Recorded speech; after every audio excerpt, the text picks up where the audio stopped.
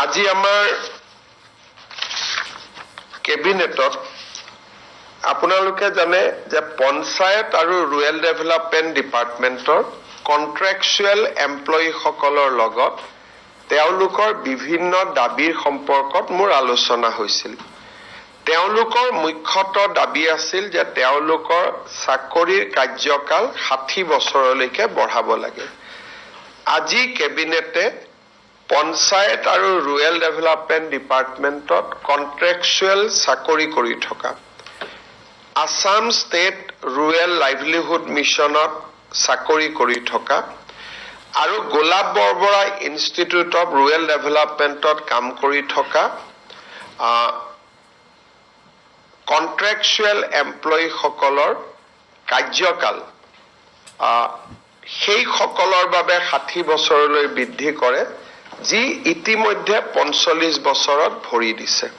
অৰ্থাৎ যিসকল কৰ্মচাৰীৰ বয়স 45 বছৰ অতিক্ৰম কৰিছে, বেলেগ ডিপাৰ্টমেন্টত এতিয়া তেওঁলোকে চাকৰিত আবেদন কৰিব নোৱাৰে, তেওঁলোকৰ কাৰণে আমি চাকৰি কাৰ্যকাল 60 বছৰলৈ বৃদ্ধি কৰিছো। 45 বছৰৰ তলৰ লোকসকলক আমি এই কাৰণে বৃদ্ধি কৰা নাই, কাৰণ তেওঁলোকৰ হাতত এতিয়াও বয়স আছে, যদি ভাবে তেওঁলোকে আন ডিপাৰ্টমেন্ট বা আন ৰেগুলাৰ চাকৰিটো যাব পাৰিব। কিন্তু যদি তেওঁলোকে বেলেগ ডিপাৰ্টমেন্টত চাকৰি নকৰে আৰু PNRD ডিপাৰ্টমেন্টতে কাম কৰি থাকে, 45 বছৰত তেওঁলোকে ভৰি দিলে তেওঁলোকৰ দাবীটো আমি বিবেচনা কৰিম।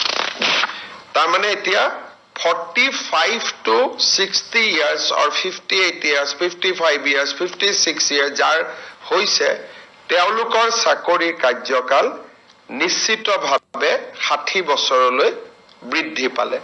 কাৰ বৃদ্ধি পালে?